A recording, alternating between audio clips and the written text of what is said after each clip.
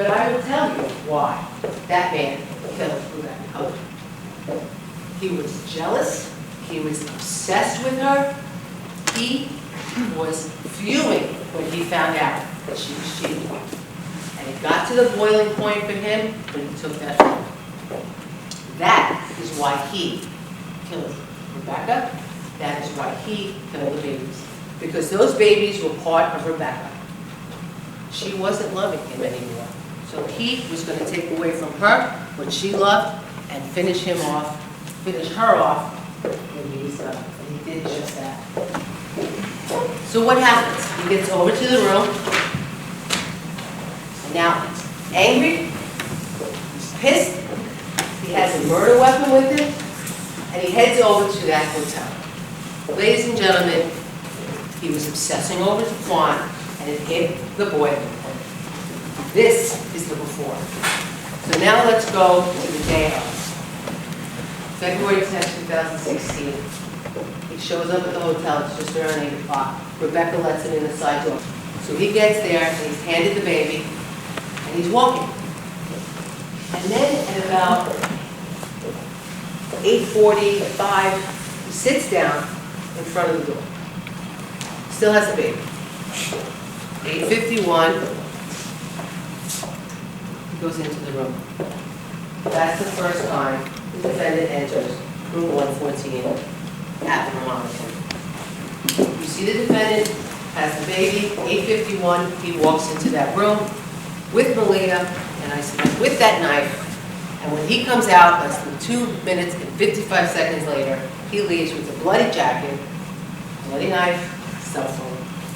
And he leaves Rebecca, Maliyah, Ziana, and Miracle bleeding and dying on the hotel room. That's what that loving, caring, doting father did. But the defendant went into the room, and he put the baby in the crib, and he confronted Rebecca about the cheating. What does he tell the detectives? He told the detectives that she said to him, I hate you, I just want you out of my life. I never want to see you again. He told the detectives she wasn't listening. She just wanted me to go. She wanted me to leave. I submit to you, ladies and gentlemen, it's at that point that he attacked Rebecca. He got her down, and she looks like she's crawling for the door, because that's where her hands are, the maid finds her. What does he do? He takes the knife, he walks over to Miracle, he puts his left hand down on Miracle's chest, and stabs her at least 11 times. And he goes to Ziana, takes the same knife, and he stabs her 6 times. Then he walks over to his own child, who's lying face up, looking at him in that crib. And he takes that knife and he leans into that crib, because remember, that's a high crib. You have to lean over to get into it. And he sinks this knife so far into her stomach that it comes out her back and through both sides of that mattress. And he stabs her 8 times. And when he's finished doing that, after their blood is already on their sleeve, on his sleeve, he goes over to Rebecca, who's down on the floor. And he takes his knife, and he plunges this knife into her back, her buttocks, her legs, over 60 times just in the back alone. 60 times, and she wasn't moving. Dr. Persicino told you that the way the pattern of those wounds are, the person wasn't fighting back. If you look at the whole picture, he was a loving, caring, doting father. What reason would he have to stab those children? She was in that room for a half hour. He got back in that room at 8:51 and 14 seconds and left that room at 8:54 and 4 seconds. 2 minutes, 10 seconds, to stab 4 people almost 100 times. Go back there and time yourself. Can you do 70 in a rage? Absolutely. And that's exactly what he did. You can only follow the only clear path that Bill explained that the circumstantial evidence in this case brings us to, ladies and gentlemen. And as hard as it is to believe that a mother killed those children, she did. And he killed her. Just like she started the fight in front of the buyer's market, when he walked in that room, she was still pissed. And she came at him. And she assaulted him. And you know what? I don't even think he saw the babies on the bed. He walked into that room.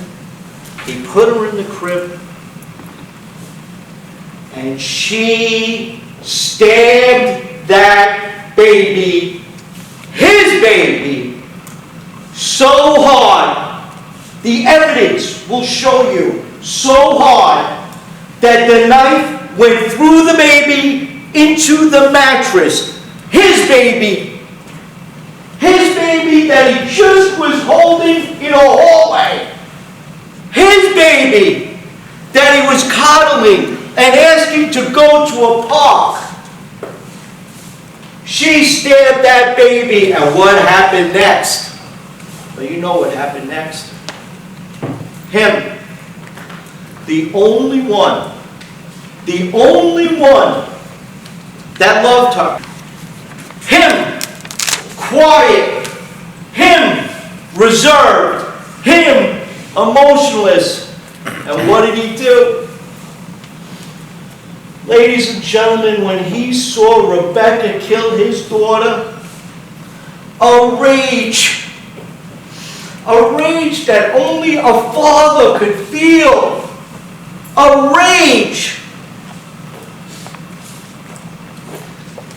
that Dr. Paraschino said the injuries to Rebecca were personal.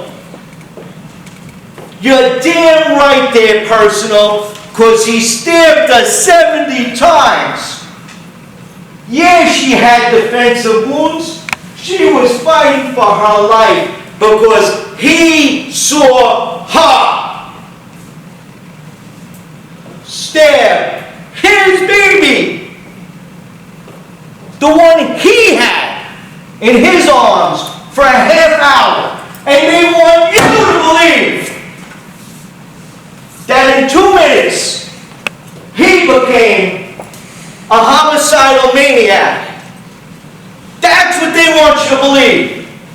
She's alone in that room for a half hour. He comes back in that room and she kills that baby. His baby. I submit, ladies and gentlemen, the only logical, reasonable conclusion that you can draw from the evidence in this case is that that man sitting right over there, that loving, caring, doting father, is guilty of all the crimes charged in this case. I went through everything that points to him, every fact after fact after fact that points to him. What he did before the murders, what he did during the murders, what he did after the murders. He had the motive, he had the means, he had the opportunity, and the rage. Because here's the $64,000 question, ladies and gentlemen. What was Rebecca's name? She had another man. She was cleaning up cereal that morning. Did she butcher her babies because there were Cheerios on the floor? She went and got a broom to clean it up? Why? So that she could then butcher her babies? What's her motive? Because of him? He wasn't working. He was using her welfare card to get food. You saw it on the Facebook post. And she was leaving him. She had somebody else. She had no motive. Only him. Mr. Gallucci says, I stand up here because I won't let him get pretty much railroad. He's the victim. Keep in mind who the victims are here, ladies and gentlemen. The victims in this case are Rebecca Cutler, 26. Miracle Cutler was 2.5 at the time this happened, now 5. Ziana Cutler, 1.5. And Michael Sykes, 4.5 months. Those are the victims in this case. They say all roads lead to Rome. Well, in this courtroom, ladies and gentlemen, all roads lead right there, to that table and to that panel.